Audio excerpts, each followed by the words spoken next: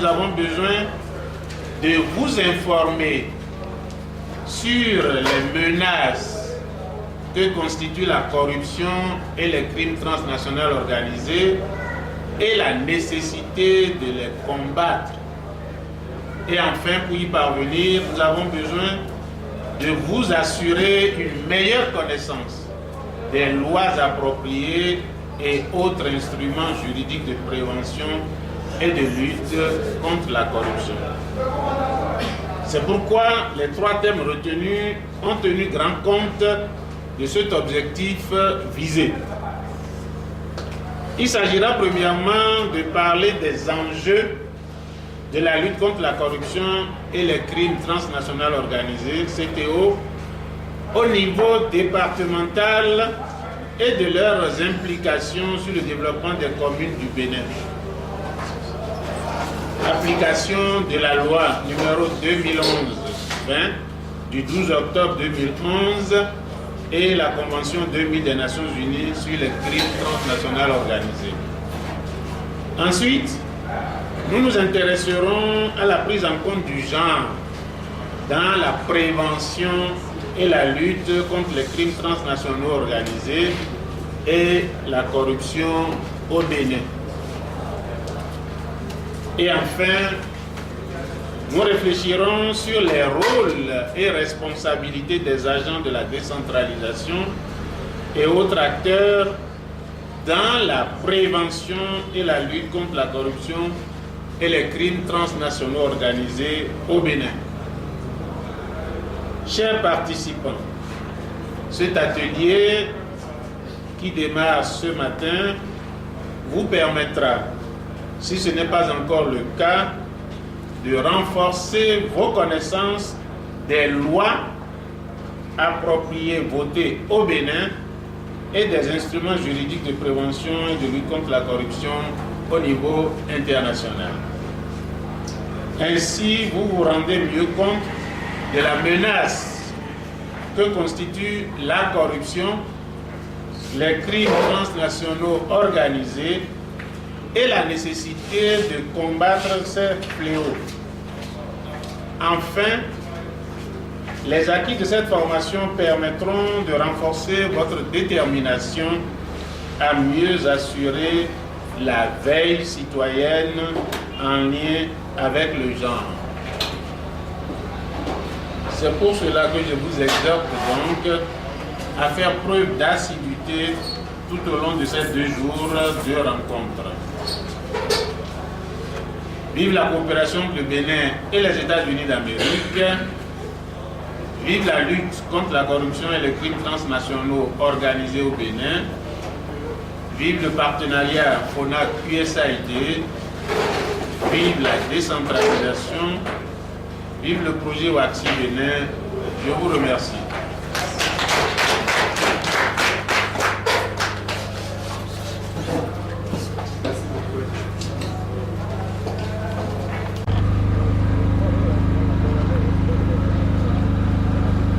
Ok, merci.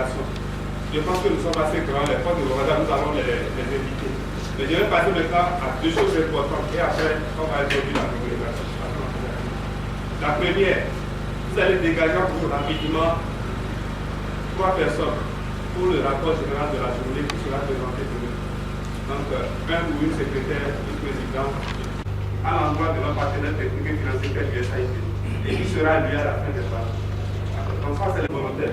On a juste 2 minutes de plus pour finir avec ces chapitres. Mais il y a un groupe mixte. Nous sommes là tous pour le bac. Merci beaucoup. Autre volontaire. Bravo pour cette. Le premier volet dont j'ai la charge, c'est de vous présenter les tests qui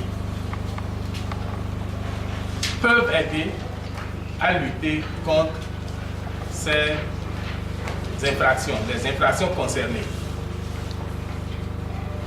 Et deuxièmement, il y aura une communication qui s'appesantira sur les préoccupations que nous devons avoir dans le cadre de cette lutte-là pour les femmes, pour le genre, qui font partie des personnes généralement vulnérables dans nos sociétés. Et la troisième introduction s'appesantira beaucoup plus sur le rôle des responsables des organes locaux et de la société civile dans la lutte contre la corruption. Voilà un peu le schéma. Des détails vous seront donnés par rapport aux trois indications que je viens de faire, mais c'est en gros ça. Les tests, pourquoi et comment ces tests ont pu être élaborés. Deuxièmement, les préoccupations que nous devons avoir par rapport à l'un des groupes vulnérables de nos sociétés.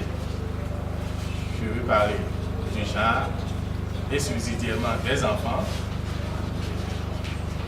Et puis troisièmement, ce que, en tant que responsables locaux, nous devrions faire pour rendre efficace cette lutte par rapport à ce que nous aurions entendu auparavant. Avant d'aller plus loin, moi qui ai l'honneur de commencer ce débat, je m'appelle Arsène Kapouchichi.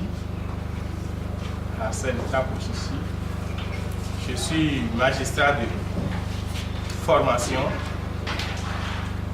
mais je n'exerce plus comme magistrat depuis une quinzaine d'années. Depuis une quinzaine d'années, j'ai été admis à la retraite. Depuis le 1er janvier 2002, 1er janvier 2001, j'ai été admis à la retraite. Mais bon, de temps en temps, j'interviens toujours dans le cadre de la résolution de certains problèmes de la justice. Et comme vous le savez, peut-être que vous ne le savez pas, le retraité est plus vulnérable que ceux dont j'ai parlé tout à l'heure. C'est pourquoi de temps en temps, bon, ces gens d'occasion me donnent d'arrondir les angles. Merci beaucoup. Avant d'aller plus loin, les participants à cet entretien, des gens ont déjà entendu parler de corruption ou de CTO. Est-ce que vous avez déjà entendu parler de CTO? Ou est-ce que vous avez... Au niveau de la frontière Bénin-Nigeria,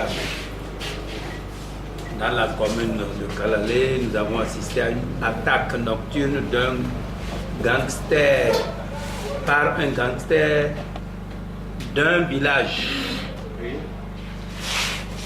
Avec 4 gangsters armés qui étaient arrivés nuitamment attaquer un village.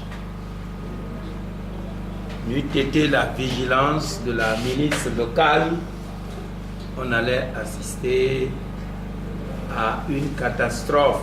Heureusement, la ministre a été vigilante et elle a mis les gangsters en déroute. Au cours des échanges de feu, la ministre est arrivée à atteindre l'un des gangsters.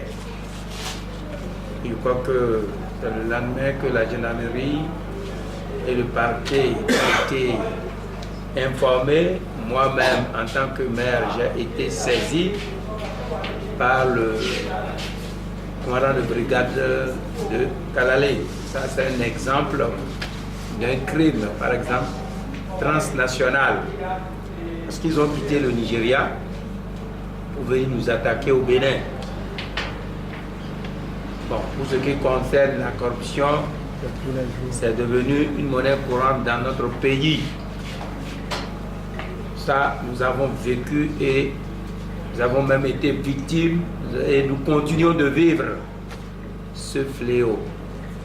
Merci, monsieur. Merci beaucoup. Est-ce qu'il y a des observations? Je ne dis pas de donner un autre exemple, mais par rapport à cet exemple-là,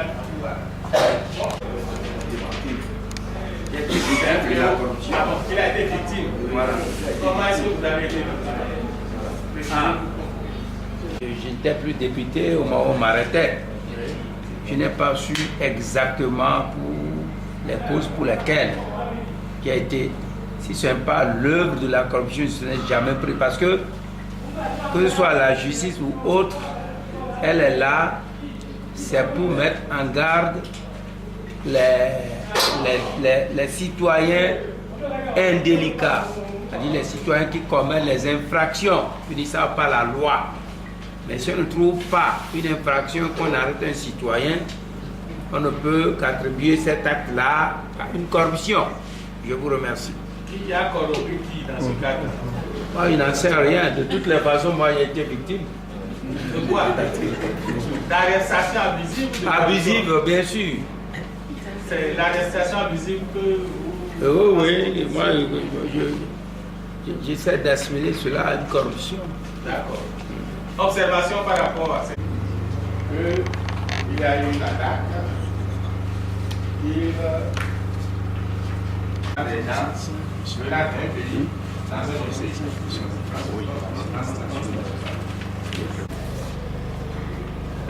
Il était vrai. Ce qu'il vient de donner, qu'on appelle crime transnational organisé ou corruption, l'enjeu de ces infractions, c'est-à-dire de ces méfaits. Alors, quand on parle en dictionnaire, dites ce que vous en pensez. Oui, là-bas. Bon. Ouais. Bon. Le défi, c'est les enjeux.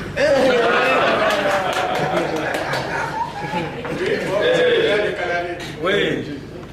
Un enjeu n'est qu'une situation qui se pose à la société et la société cherche à, n'est-ce pas, transcender cette situation pour un peu alléger les souffrances du peuple. Oui, oui. Celle du maire et celle oui, il y a des différences. Bien voir ce que c'est que la corruption, quelles en sont les manifestations, quels en sont les auteurs. La même chose par rapport au crime transnational organisé.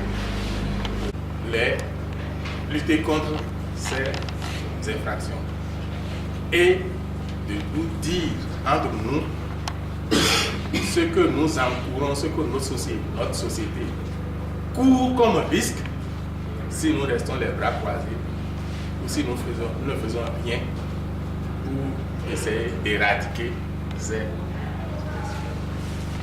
Est-ce qu'on peut dire pourquoi ces infractions sont devenues actuellement l'objet d'une préoccupation?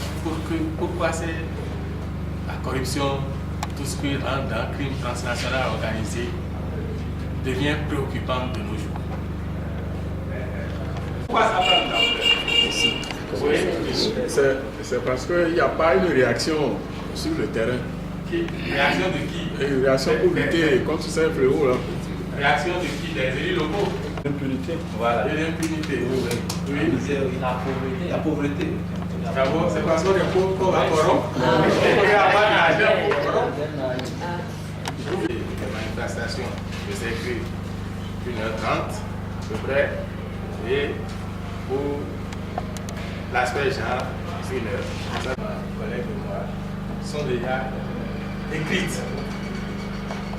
Donc vous avez le support qu'on va vous distribuer chaque fois que nous aurons fini de présenter notre programme. Ces phénomènes ont pris beaucoup d'ampleur ces derniers temps, depuis un certain nombre d'années, en raison surtout du développement des moyens de communication. En raison du développement des moyens de communication. Pourquoi? Avant, dans le passé, dans le siècle passé, c'est des phénomènes qui existaient, mais qui n'avaient pas toute cette ampleur parce que pour que celui qui est à Bureau tout près se mette en rapport avec quelqu'un qui est à Niki ou à Ndali pour comploter, pour organiser une de ces actions, il lui faudra parcourir un certain nombre de distances, ce qui n'est pas toujours facile. Or, de nos jours, avec le développement des moyens de communication, pour s'entendre et organiser n'importe quelle infraction, même la plus banale, avec quelqu'un qui est à New York, à Tokyo, ou à Kinshasa, aujourd'hui, c'est la chose la plus facile. J'arrête mon intervention à midi.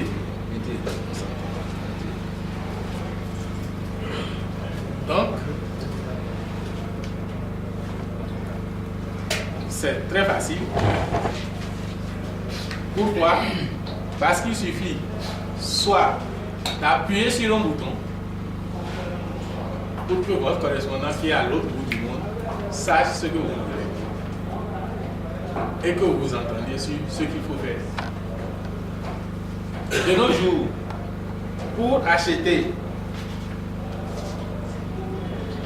ce document en milliers d'exemplaires chez un correspondant qui est à New York, qui est à Hong Kong, il suffit d'appuyer sur l'Internet, sur le système de l'Internet, pour vous entendre avec votre correspondant qui vous dit, bon, et voilà, cet accord, je peux vous le livrer, mais il me faut l'argent. Vous lui dites, j'ai un compte à tel endroit, voilà, je donne l'ordre à mon banquier, il positionne votre compte. En 5 minutes, c'est réglé. Tout ceci est encadré par des lois qui permettent aux hommes de vivre dans une société, de bien vivre dans une société paisible.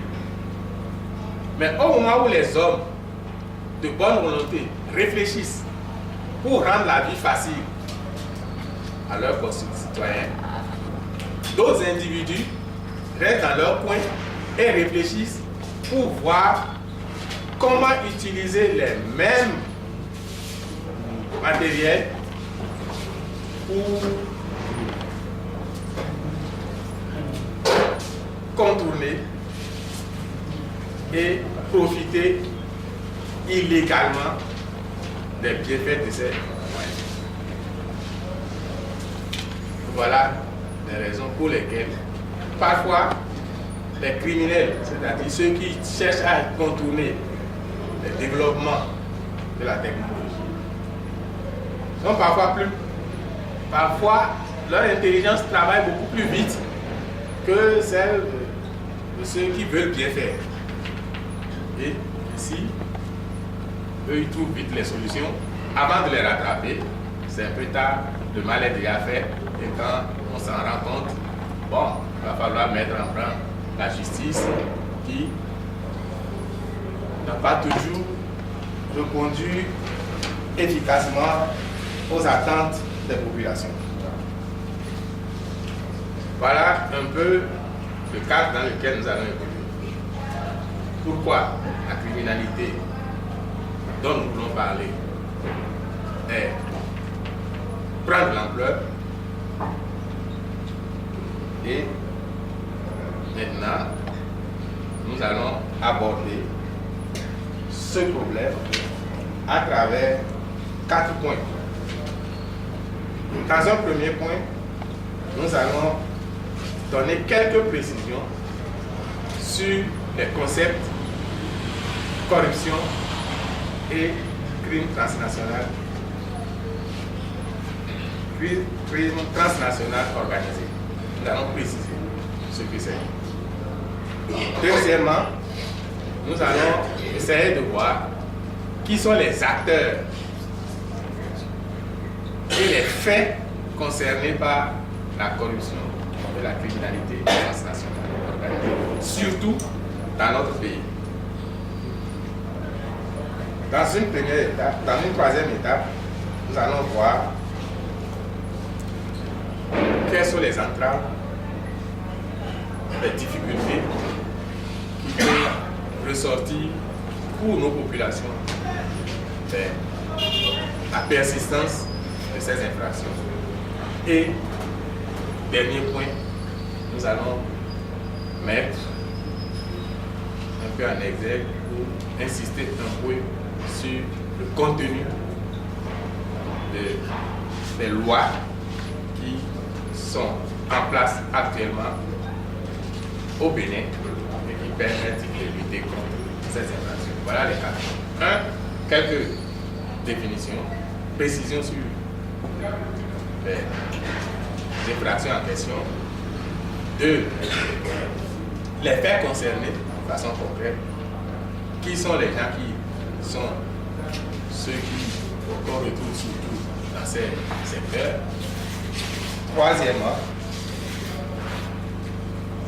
voir les conséquences sur nos populations, pour le développement, les conséquences négatives pour le développement de nos sociétés, de la persistance de ces infractions et quatrièmement, la législation en vigueur.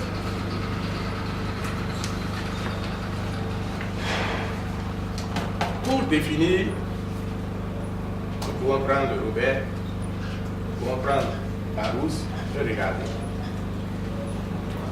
On n'est pas sûr d'avoir toute l'explication qu'il faut.